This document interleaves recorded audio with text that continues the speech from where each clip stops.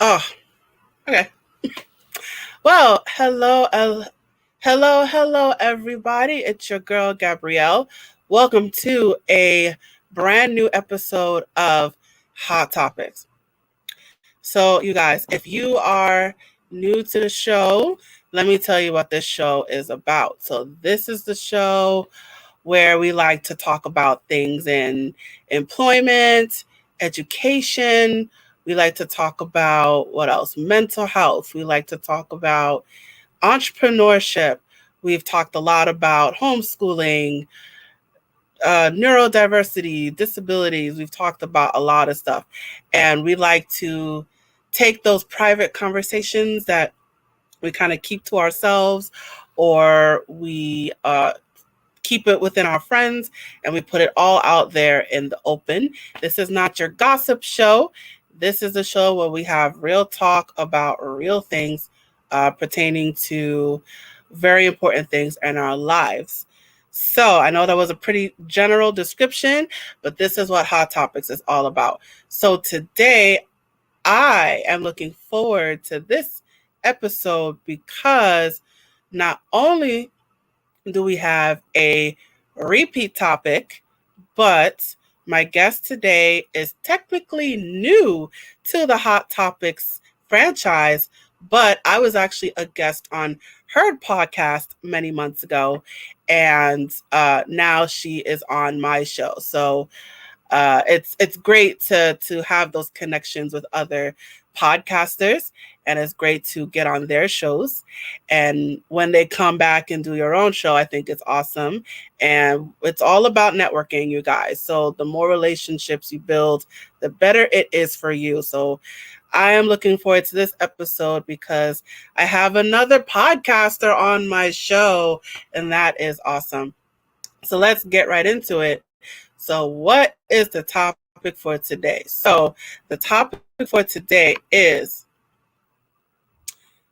there's a little delay, bear with me. Okay, so the topic of today is living with a disability, part 15. So, you guys, this is the 15th installment of this thread. I don't even know what to call it. But this is the 15th time that I am doing this topic, living with a disability.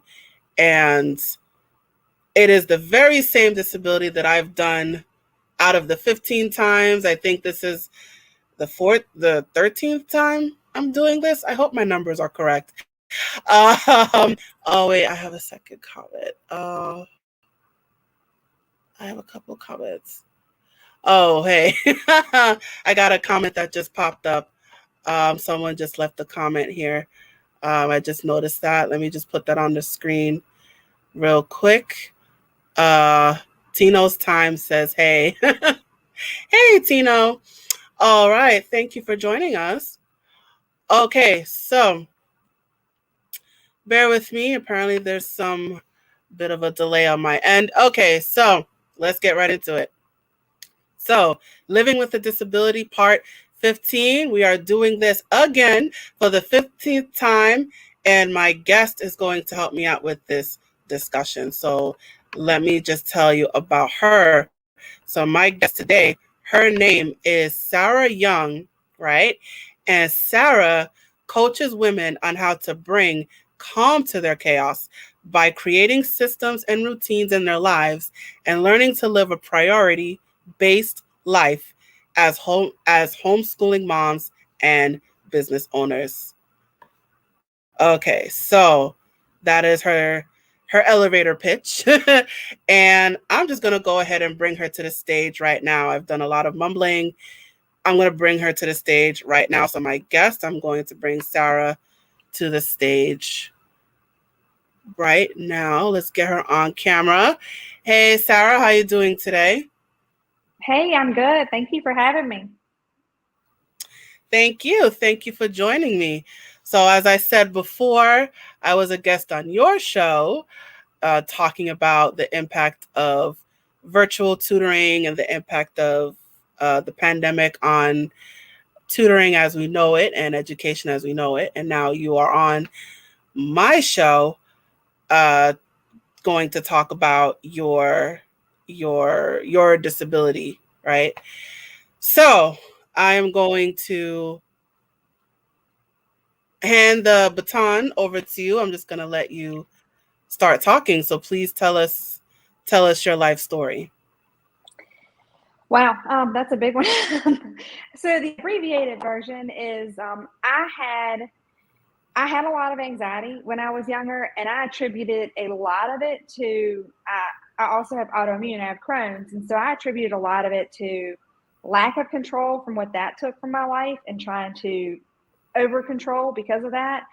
And the anxiety just got worse and worse and worse. And when I finally saw the right person, I guess, who asked the right questions, then we realized that, because I went to her, I was like, the medication's not helping. Like, no matter what I'm doing, it's just getting worse.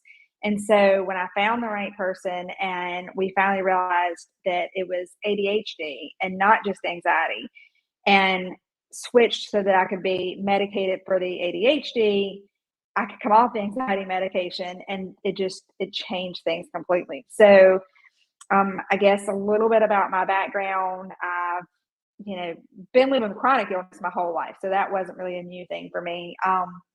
Like I said, I have autoimmune, and I worked from home. I have 2 kids that I'm homeschooling, and especially when I was already building a business, and then we decided to homeschool, and I added that into it. I think that's when it really tipped off, and it was the worst, and I just couldn't feel in control of anything anymore. And like I said, when we finally got the diagnosis and I could come off the anxiety medication, I just felt so much relief. And on top of that, just also knowing gave me different coping skills, because I didn't know what I was trying to cope with before. And so that was a huge thing for me, is knowing what I was dealing with so I could know how to handle it better. So Awesome. Thank you so much for sharing that.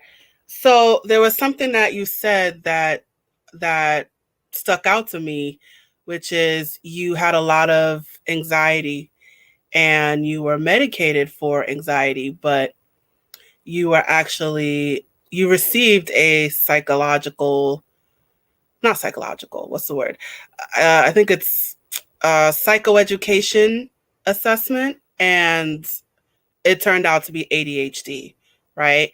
So what was that like when, you're thinking you had anxiety, but it was actually ADHD? Well, I guess anxiety was a result of the ADHD, and it was a much bigger issue than it was initially determined. So what was that like for you, when you received the diagnosis that it was ADHD? Well, it's funny, like you said, it is bigger, but in a way, it was just such a huge relief, because, like with the anxiety, no matter what I did, it continued to get worse. And when I finally got that diagnosis, because when she first told me, I was like, no, I don't think so. And when she was like, no, and we sat down and kind of went through the process of her explaining how she got to that, I was like, oh, I do all of those things. I just thought it was personality traits. And I was like, I was like, okay. And when we finally started to address it, for me, it was more of a relief than anything, because I could finally understand. Like, I am absolutely terrible I have no patience. And I mean, I do in some ways, but when it comes to a conversation, like, I was terrible about other people be telling me something, and I want to jump in and finish your sentence because I want to get there faster. Yeah. And I mean, it's a horrible thing to be in a conversation if the person cuts everybody off. But once, that was one of the things she pointed out, and I was like, oh. And so now I'm consciously aware of, okay, that is something that my brain is trying to do. So I'm consciously stopping that. And it really helped me just in general calm down in so many ways, even just knowing how to kind of, okay, this is triggering me, this is frustrating me, let me come at it a different way. And so I can just have so much more calm in general now. Yeah, hence calming the chaos, right? Yeah. The name of your podcast. So let's get right into the details. So how old were you when you got your evaluation? Actually, I was an adult. I gotta think of how old I am now. I was about 39, so about 4 years ago. And the Oh, sad thing about that is I was actually treated from the time I was probably 15 with anxiety. So I was on medication off and on. I mean, because there were times when I was just like, I don't want it. I don't like the way it makes me feel. But from the time I was about 15 up until then, I had seen multiple people. I had been in and out of therapists, in and out of, just trying to handle the anxiety and things. And so I guess to me, that's one of the crazy things that it took that many years of seeing professionals before anybody was like, okay, this is not even that's the reason this isn't helping is because that's not your core issue. If we can calm down the ADHD, you can control the anxiety better, because it was little things. Like I was telling him, I said, I will start, I start fixing the streak, and then I go over here, and then I go over here, and then I'm frustrated because I have like 4 things in 4 different rooms and none of them are finished. And then I get even more and, being able to kind of slow that down and finish those processes just helped so much with the anxiety. But like I said, it's just really sad to me that it took, gosh, that was like 30 some years of being in multiple therapist office, multiple, evaluations and stuff, and never having anybody catch that. So what was it? Excuse me. So what was that defining moment? What was that, I guess, epiphany moment where it was like, you know what, let's actually go get evaluated for some sort of learning disorder? Tell us about that moment. I just hit a point where I felt so frustrated and so frazzled. It was like, I remember just kind of walking through the house and just feeling like a raw nerve at all times, because I was so frustrated at myself that I couldn't get anything. I was like, I've got all the organization down, I've got these routines, I've got everything in place, and it should be falling into place, but I can't finish things and I can't feel complete with anything. And I went to the person who'd been giving me the anxiety medicine. I said, this is just not working. I need to see somebody else. And so we got to refer me, because I don't know if it's a different medication or what, but something has to give. And when she referred me, and I sat in that poor lady's office, and she was like, so what seems to be the problem? And I started just rattling off like several minutes of, well, this morning I went and I fixed my drink, and then I went over here, and and she's like, okay. And I was just like, I said, I can't do this anymore. I said, I don't feel like I don't feel like I can ever calm down enough to truly enjoy my family, enjoy things. I mean, like, we couldn't even go on a vacation because I would get so anxious over not knowing what was going to happen next. Yeah. And I'm like, well, I don't know what the hotel room is going to be like, or what if it was just constant. And I was like, I can't do this, and I can't do this to my family. It's just miserable for all of us, and I'm done. Yeah. So it sounds like you. All right. So I gotta process what we're talking about. All right. So you were on medication, right? But it wasn't working. You felt like it wasn't working. You didn't feel calmer with the medication, and things were actually getting worse. Is that right? Yeah, it just seemed like no matter what they tried, it just, calming techniques, meditation, medication, whatever, it just kept building. Yeah. And I just continued to get more and more frazzled, and less rested, and less calm. And just, I didn't want to be that person. I mean, like, well, I homeschool my kids. I'm with them 24/7 most of the Yeah. time. And, when we're not at work, my husband and I are always together. And I'm like, I'm with these people all the time, and it's not fair to put that version of me with them, because it's just, it's not a version anybody wants to be around, because it's not, it's not a fun version. I'm snappy and I'm fussy and I just feel so fretted and frazzled and raw all the time. I just did not want to be that anymore. Right. Right. So you wanted to be a better version of yourself, right? So, you went to all these doctors. I'm assuming you tried all the different types of medication. And I know with anxiety, the doc I'm assuming you went to a psychiatrist. They might increase the dose, right? If they feel it's not working, or they might try a different type of medication, right? So there's a lot of experimenting and playing with medication that goes on, and no matter what they did, and you went to different specialists, and it wasn't working. And I mean, I can even remember, gosh, it was before I had my oldest. It was about 15 years ago when I went to them and I was like, the anxiety medicine's helping my anxiety, but I can't stand to even be touched. Like, I don't want anyone to even hug me. I'm just so, and I just, it's not very pleasant. So what else can we do? And they were like, oh, we'll just up the dose. And I was like, somehow I don't think that's going to help. I mean, I don't have a medical degree, but I'm just going to say if a small amount isn't making me feel good, then a big amount is definitely not going to work. And at that point, I came off medication for several years because I was like, I'm just done. Y'all are trying everything and it's not working, and I don't feel like anybody's listening to me. And then fast forward to 2 kids later, and I was like, okay, well, this is not working without medication anymore. I've got to do something.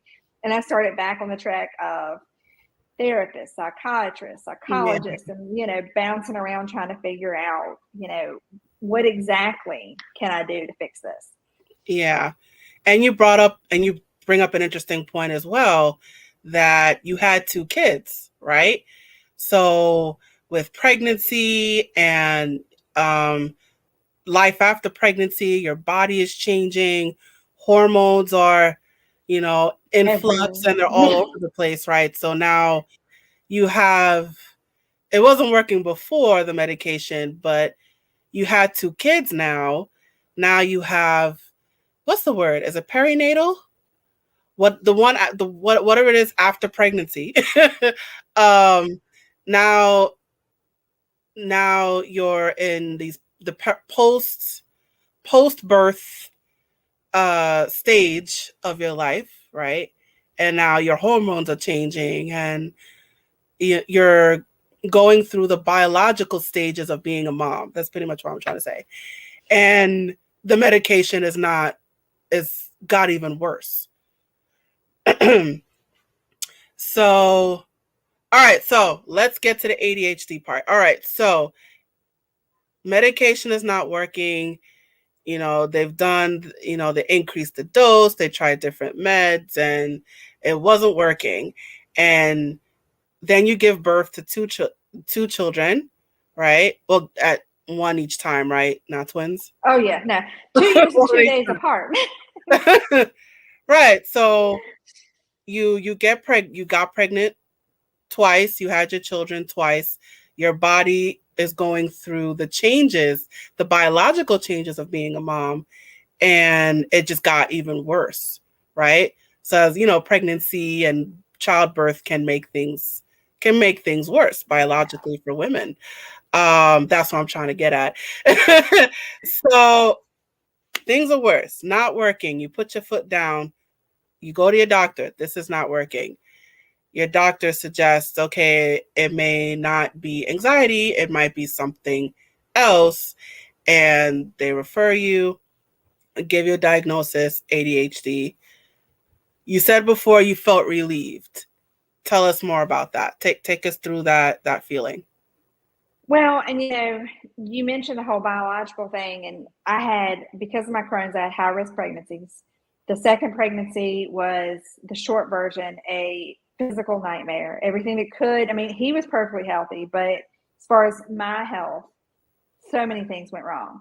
I mean, I had Bell's palsy. I went blind for a long story, but anyway, so for several years after that, where things got worse, then a lot of it was hormonal as well.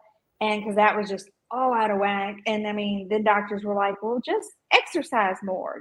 And I'm like, the craziest things. I'm like, this is not helpful. And so I think I got to that point where I had just kind of decided something must be broken with me. And I mean, rationally, I know that is not the case. But on some level, I just felt like I have done everything they've asked me to do. I have tried every possible thing. And if I can't fix this, then maybe it's not fixable. Maybe it's something that's just not okay with me. And so I think that came into the relief, is that, I mean, it just kind of gave me this sense of, I could put my finger on something and go, it's not me. I'm not defective.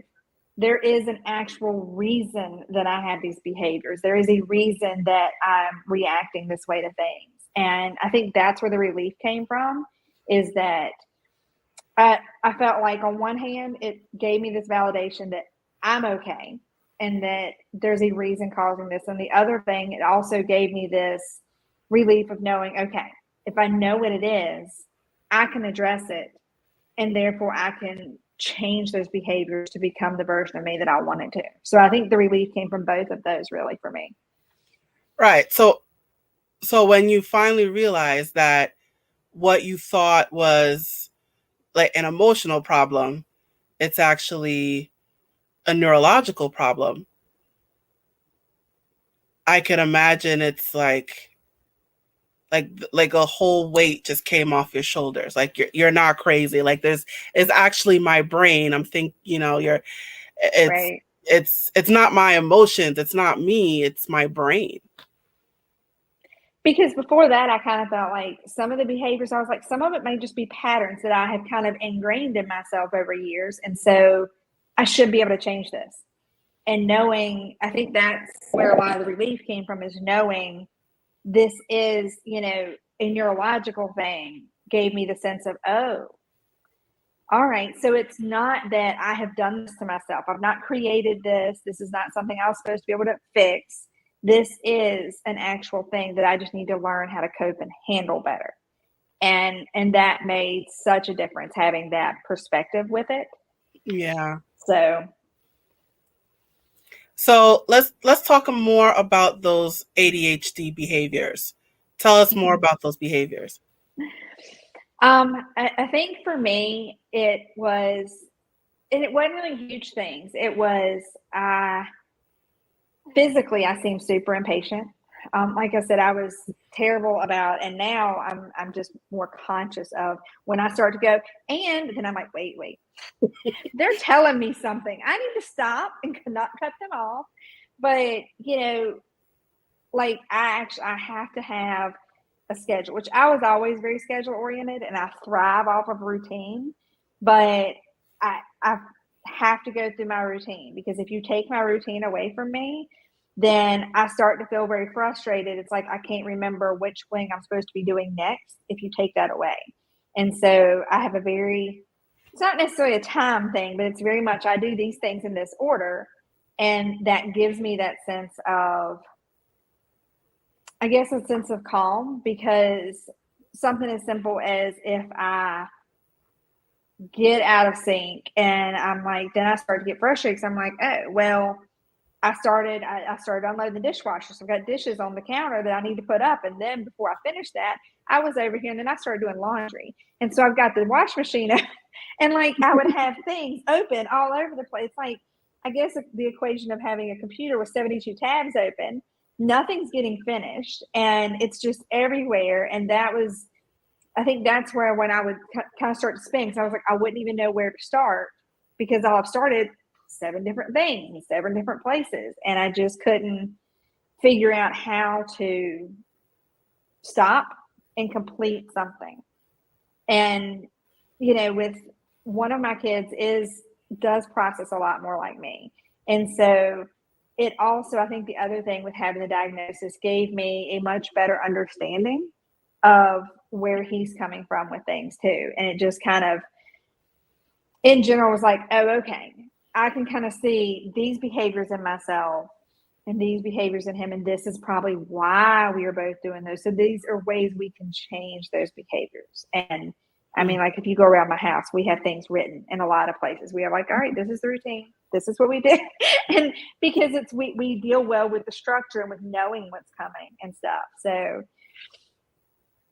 Right. So you have an organizational system. So now that you are aware of your ADHD, you're implementing strategies that'll help you focus more and know where things are more and calm yourself more.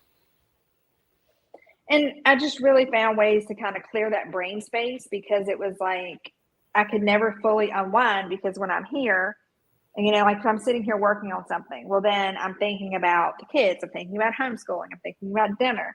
And so for me, having a system kind of helped me be able to, and then I wasn't really fully working on work because I'm thinking about all this other stuff, so I couldn't get as much accomplished.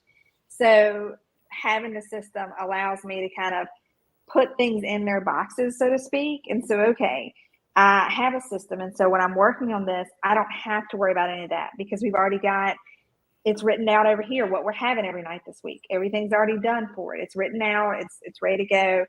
And over here, I have time set aside for the kids or for the family or for whatever.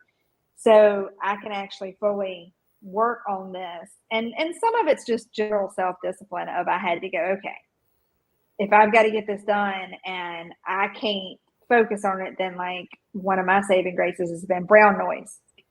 I will put my AirPods in, put on brown noise, and that kind of lets me block everything else out, so I can go, okay, if I don't have any, because I squirrel constantly. So like if I can block that out, then, thank God for noise canceling, because that way I don't, if somebody comes through the room, I don't hear it. I'm cool. I can sit here and do what I need to do and get through things. You eliminate all distractions and it allows you to focus on what you need to do. Yeah. So you're off of anxiety medication, right? Are you on ADHD medication? Yes. How's that working for you? It's working a lot better. I can tell a huge difference and in the beginning I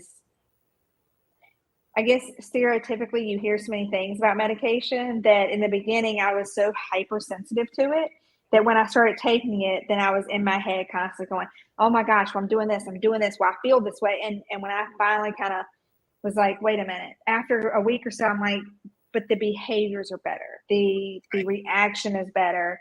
So let me just kind of take a step back. And when I finally kind of unwound a little bit, then, we had to play with the medication a little bit to figure out what times work for me and what doses, but I can be on a relatively low dose. And now I notice I squirrel a lot more in the evenings because it starts to wear off closer to the evening. So, Yeah. My evenings are a little more squirrely, but, for the most part, I can get through my day so much easier and get so much more accomplished than I was before. That's wonderful. That's wonderful. So now, do you still have those feelings of anxiety? Oh yeah. But I'm a high strung person in general, and I think that's just always who I've been. And like I said, I've had chronic illness. I had Crohn's since I was 5, and so in and out of the hospital, I think there were a lot of things I couldn't control growing up with my health, and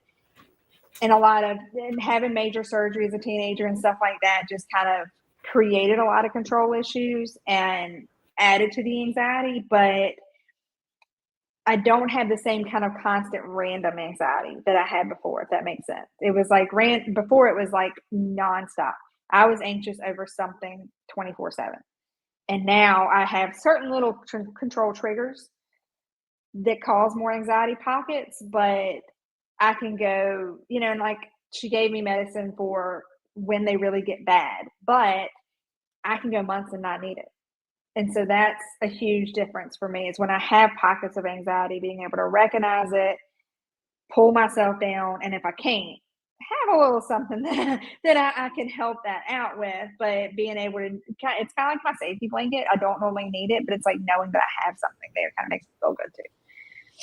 Right. So the anxiety symptoms is more controlled. So you're more aware of when you feel anxious, worried, and you're able to control it. I like you feel it and then you attack it. And I know I can kind of see that happening more now. And, before it was like such a constant state that I really couldn't see as much. And so now I can kind of recognize when it's coming out and go, okay, I need to shift my focus. And sometimes it's as simple as I need to step out of whatever I'm in that is contributing to that anxiety and step back and do something, shift my focus, so to speak. All right, I'm really anxious. I'm just going to decompress. The kids and I are going to go sit down and watch a movie and have a snack and just kind of step away from whatever and, come back from that. Yeah. Yeah. So I could just, so everything, so your life is, what am I trying to say? Your life is not as chaotic now. Correct.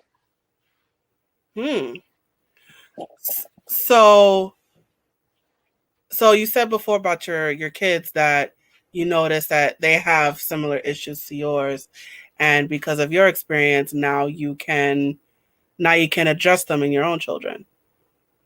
Well, and I mean, it's as simple as recognizing. A lot of it's recognizing. And when I started recognizing the behaviors in me and what they were from, then being able to kind of help them go, okay, we're kind of squirreling. We're not able to focus on something. Let's step back and find a better way to cope with handling this. And I think that made a difference, just being able to kind of recognize what was going on and being able to kind of help steer them in a direction of, shifting focus or doing things differently so that we can kind of see a different side of things. Right. And using more. So wait, are you still doing the meditation and I really wasn't a meditation person, I found. I mean, I have certain things I like to do for my mindset. I have, like in the mornings, I listen to, I watch my vision board, and I listen to, in the mornings, it really kind of gets me all upbeat more. So I usually listen to a channel on YouTube I like, and I listen to that. I don't have to see the video. It's just I'm brushing my teeth and washing my face, and it's like this can-do attitude. It kind of pumps me up, and then that way I kind of have that push to get moving. But at the same time, I found that I can meditate, but not the way that quote unquote other people do. I can't. I mean, I'm like, I can put on something calming. Like I have an app on my watch, and I'm like, okay, I can put it on, and it just kind of has a very soft little chiming sound, and I'll sit there and just kind of be able to deep breathe for a minute and just kind of slow down and calm down. Even if I'm not anxious, if I'm just kind of moving faster than I want to be, then I use something like that as opposed to really meditating, because I'm just not patient enough for it. I don't think. I've tried. So, not like the typical meditation. You might use like relaxing music or a television show you like to watch. And I mean, it can be as simple as I will try to put on something without words, just some kind of calming music, even if it's like the brown noise or something, and just kind of get still and calm down for a few minutes and block everything out so that I can kind of reset. But I don't do well with we tried the whole sitting and being sit. I just not great at sitting longer. So, my chiropractor was telling me one time, they were like, just be. And I was like, I don't be well. I'm sorry.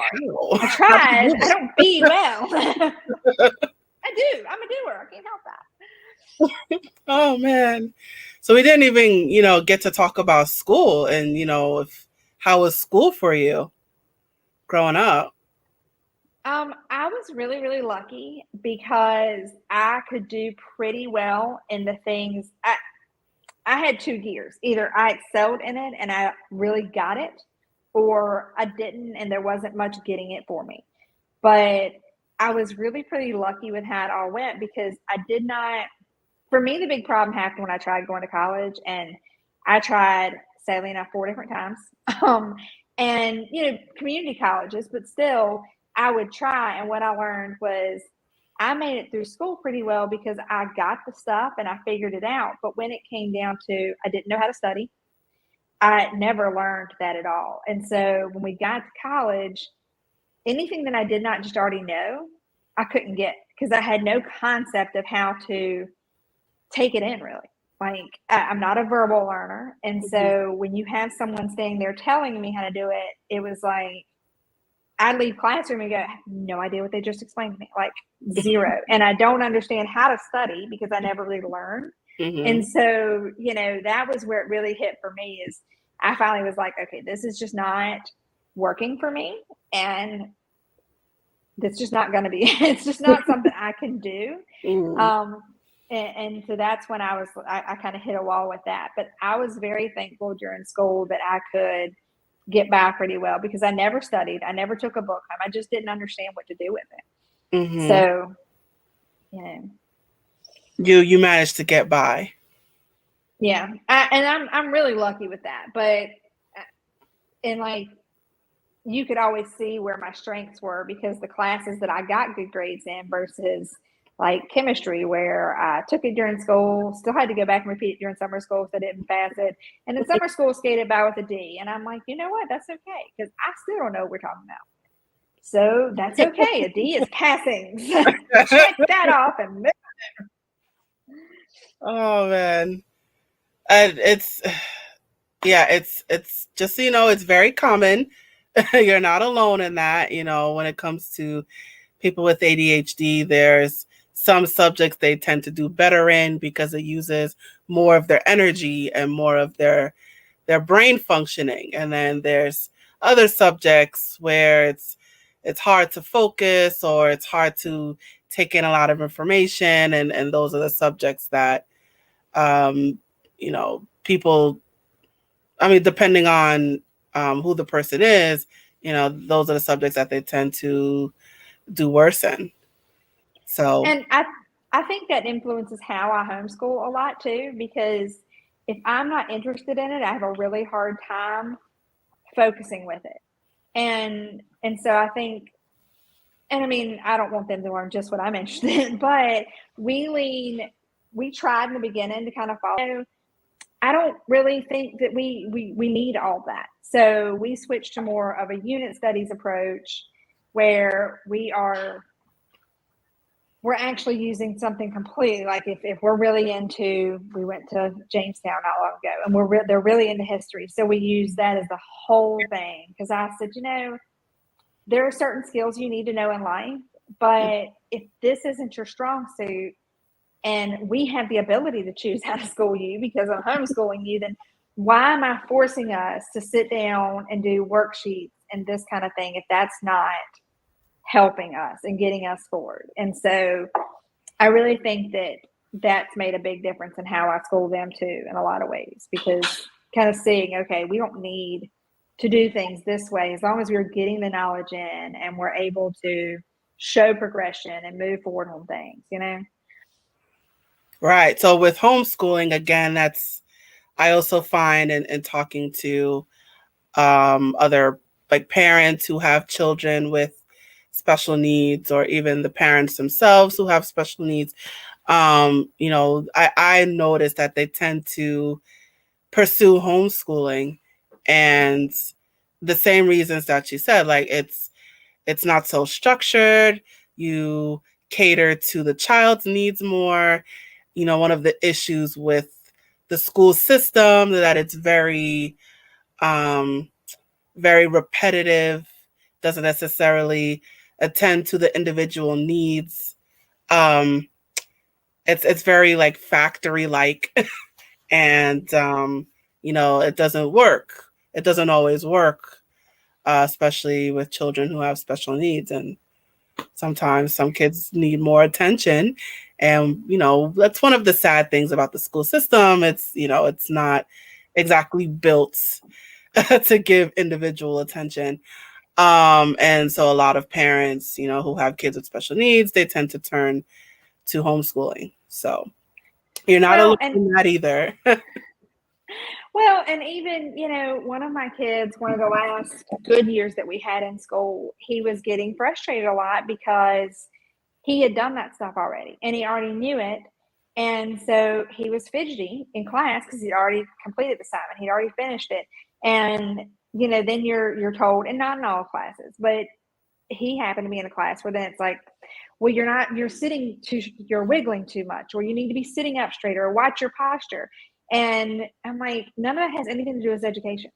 So, that was another thing, is like in the school system, unfortunately, and I think a lot of it's just the system itself has a lot of challenges. And so when you are someone who doesn't check all those boxes or can't quite conform the way they want to, then it makes it that much harder to learn. Because if I'm sitting here trying to learn something that's already not easy for me, and then on top of that, you're going, well, you've got to sit in a seat that's uncomfortable, and you've got to sit up straight, and you can't move, and you can't talk, and you can't wiggle, but you can't figure out what I'm telling you because it's in front of you. And all you're thinking is, I don't like the seat. And it doesn't feel good to sit here. And so I have no idea what you're really saying to me, because that's all I can think about. And so that was, because I remember being through some classes growing up where I'm like, I have no idea what we're going over. All I can think about is, this is not working for me. And like I said, I very thankfully got through and did okay with it. But I saw a lot of that too with them, whichever way it was bothering them. Just it wasn't the easiest environment to learn in, the traditional way that schools are set up. And so that really was a big key factor to, okay, we want to do this differently since we're doing it at home. Absolutely. And you have the environment to do that. And you're not thinking about the constant wiggling and sitting still and not moving, and Right. the child doesn't have to think about all those things, because you created the environment where all that is not really necessary. Right. Awesome. All right. I know we're having a lot of fun, but we got to start to wind things down. So do you have any final words of wisdom that you would like to share with our audience? I think my two big things are, and they apply to the ADHD as well as everything else in general, just follow your gut. If you really think there is something that's going on, whether it's, psychological, neurological, whatever it is, if you feel like there's something going on, follow your gut. If one person doesn't give you the answer you need, keep asking.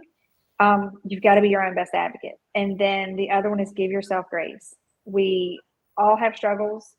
We all have different things that work for us and don't work for us. And I think that's the saddest thing, is I see so many people find what works for somebody else. They try to force it on themselves. And it's just sad, because we all have different paths, and you need to give yourself the grace to find the path to yours and to just kind of live that path. Fabulous. Fabulous advice. Thank you so much, Sarah, for that. All right. So it's promo time, as I promised. Let me get this banner up here. Okay, bear with me as I get this banner. All right, you guys. So Sarah is all over the internet, you guys. You can visit her online. Her website, oh, she had a long website. All right, so her website is www.sarahyoungllc.com/chaos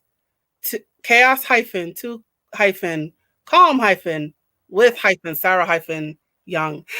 She has a long web address there, but it is scrolling below at the bottom of your screen for those of you happen to be watching this on video. But if you are listening to this on audio, don't worry, you guys.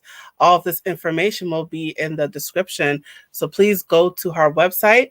She also has a Facebook page and a Facebook group with the same handle, Calming the Chaos with Sarah. So I encourage you to follow her on her Facebook page. I also encourage you to sign up for her Facebook group. And she is also on Instagram and TikTok with the handle Sarah_Young_79. So she has a Facebook page. She has a Facebook group. She is on Instagram. She's on TikTok. And she has a website. So she's definitely, she definitely has that online presence. So I encourage you to check her out online if you have more questions about her. I encourage you again to follow her on social media, follow her on her Facebook page and her group, and follow her on Instagram and TikTok. Oh, Sarah, can you tell us more about your business? Yeah, so because of everything that I kind of went through and knowing that there were so many things out there, it can be really overwhelming, especially if you are running a business and you want to homeschool. And so I'm a homeschool life coach, which is a fancy way for saying I help moms who primarily moms that work from home or have a business, but in general, moms that are trying to figure out how to homeschool and balance it all. I have a program where you can work one-to-one with me. I have resources online, and I'm getting ready to launch a membership with it.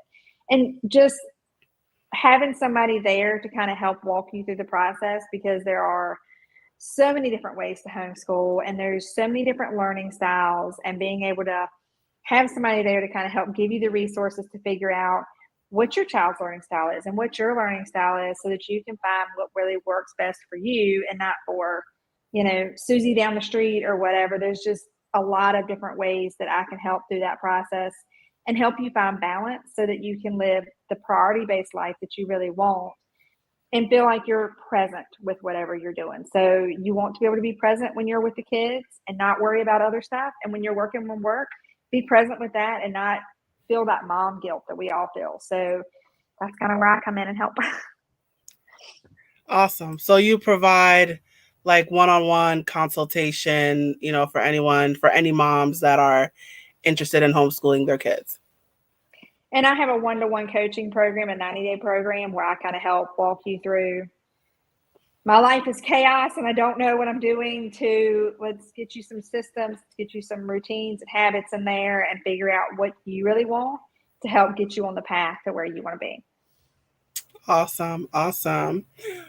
All right.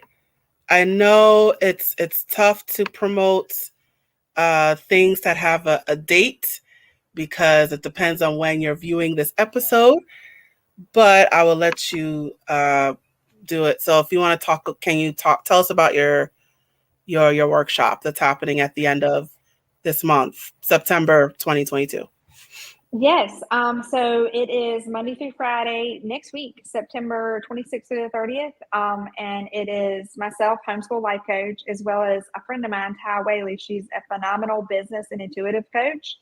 And the two of us kind of teamed up together because we saw a lot of moms that kind of were trying to balance both. And so we teamed up, and it's only 2 hours a day for the week. And you get the replays if you sign up and everything, and you get live coaching with us. We walk you through our process to try to get your balance in check, really get your life in check, and figure out how to build that homeschool that you want and build your business time around it so you actually can have both and feel balanced with it. And then you also get, like I said, coaching time with us throughout the time. So it's going to be a lot of fun. We have a ton of resources and a ton of things that we're going to be, sharing in that. So.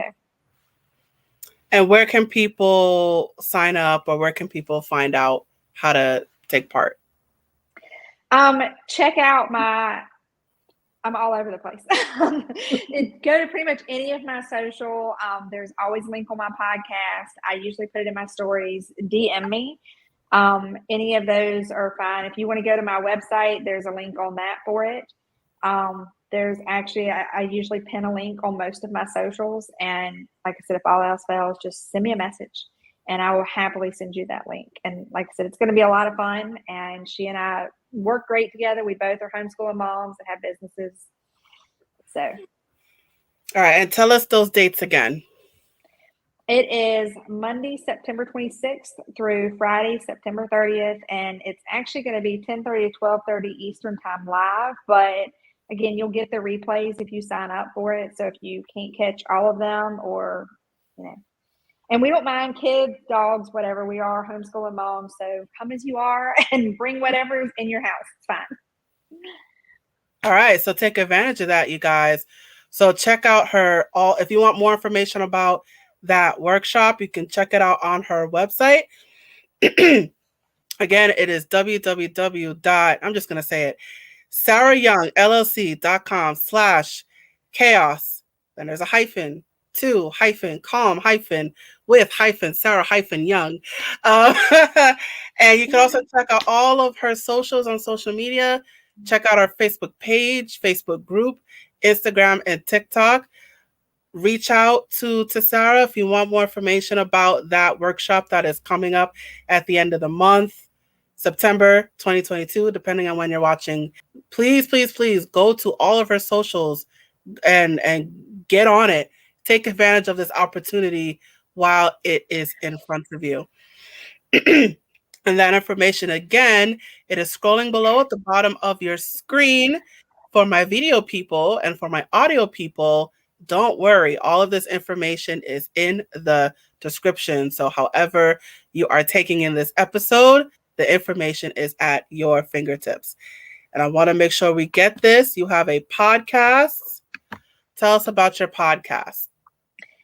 I had always really wanted a podcast, and when I started down this path, then it gave me a better way to reach out and provide resources to people that maybe didn't know about me on social. I have 2 episodes a week, and I absolutely love it. It's my baby. I have 1 episode a week. It is a short solo episode every Tuesday that drops with me, and usually it's either a little kick in the fanny to give you a little pep, or it is some kind of tip and takeaway that you can use. And then every Friday I have a guest, and I have fantastic people like you come on and just kind of speak to different aspects of motherhood and kids and just anything along those lines. So it's a lot of fun, and I really love it. Fabulous, fabulous. So I encourage you guys to, let me put that banner back up actually. I encourage you guys to check out her podcast.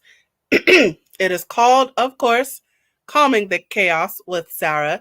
That is the name of her podcast.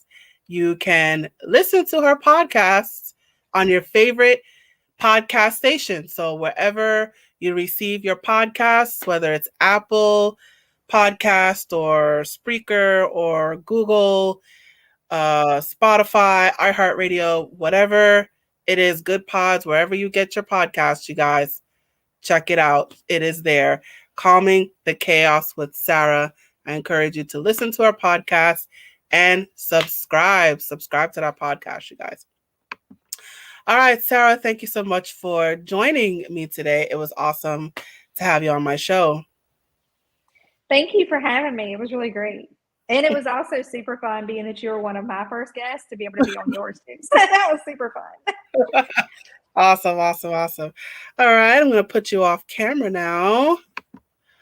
Okay, and now you guys, it is just you and me.